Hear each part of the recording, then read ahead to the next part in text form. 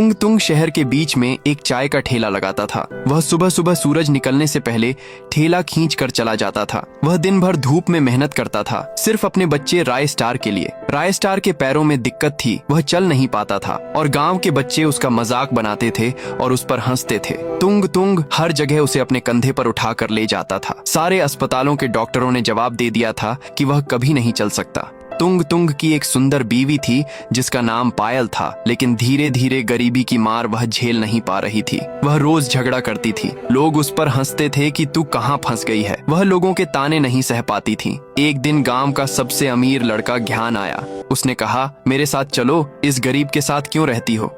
यह बात पायल के दिल में समा गई। वह रात को चुपके से ज्ञान के साथ भाग गई। सुबह तुंग तुंग ने उसे ढूंढा, मगर वह कहीं नहीं मिली।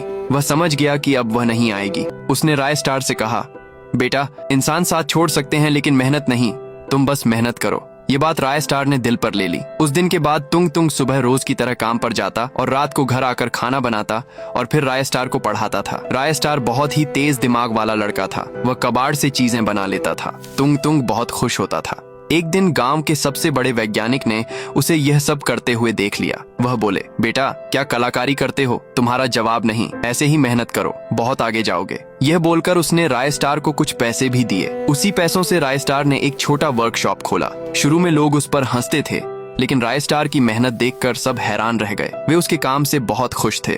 धीरे धीरे उसका काम बड़ा हो गया। छोटा वर्कशॉप एक बड़े गैराज और फिर एक बड़ी फैक्ट्री तक पहुंच गया। तुंग तुंग अपने बेटे के काम पर गर्व करता था। वह रोज वहीं कुर्सी डालकर बैठता था।